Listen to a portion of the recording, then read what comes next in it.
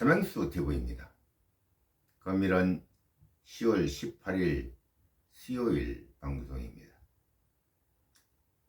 오늘의 주제는 민족이 나아가야 할 방향에 대해서 고찰을 해보겠습니다. 우리는 창조주 하나님 여호와의 마지막 제사장 나라입니다. 그 근거는 앞전 유튜브에서 설명한 바가 있어 생략하겠습니다. 그럼 우리가 어떤 모습으로 행동해야 할까요? 그 답은 정의와 진실입니다.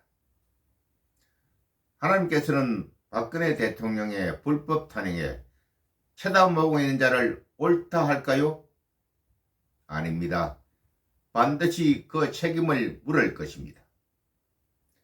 그리고 광주 5.18 사태를 조작한 것을 밝혀 서명수가 지난 23년 6월 19일 대검에 고발하였습니다.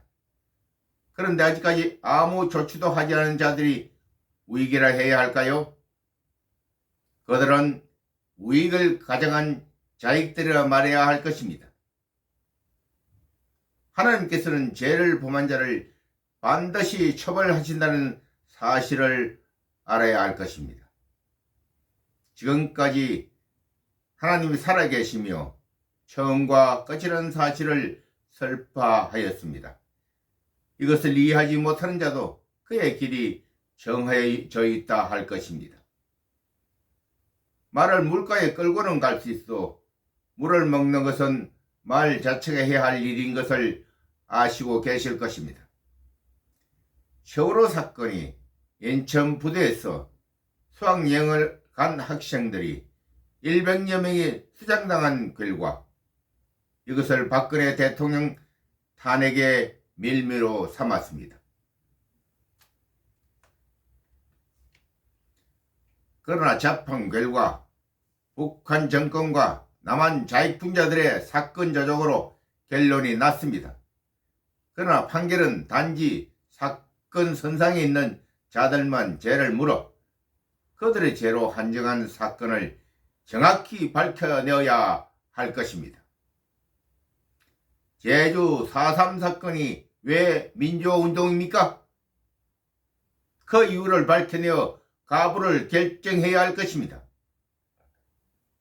그러나 그들은 결정은 전혀 근거가 없는 내용으로 만들어져 있습니다. 그런 자들을 우리는 우익이라 불러야 할까요?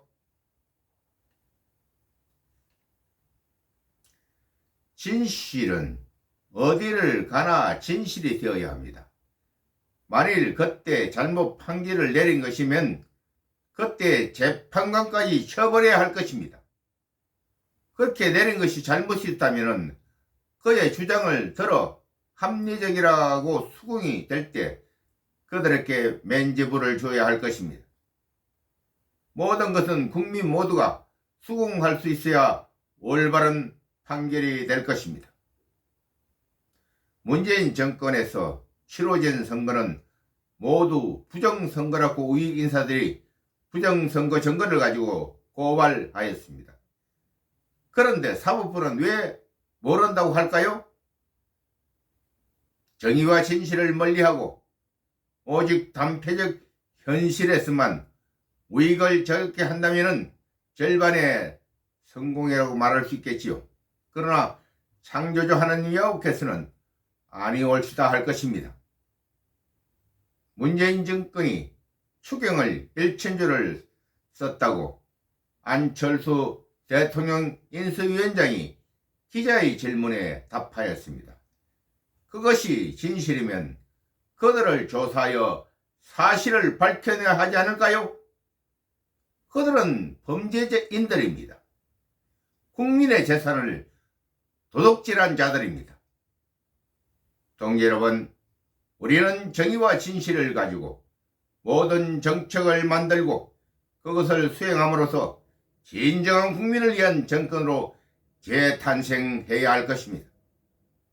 한때의 잘못도 회개하면 용서하시는 하나님 여호와가 계시니 우리는 진리를 향하여 진실된 마음으로 나아가야 할 것입니다.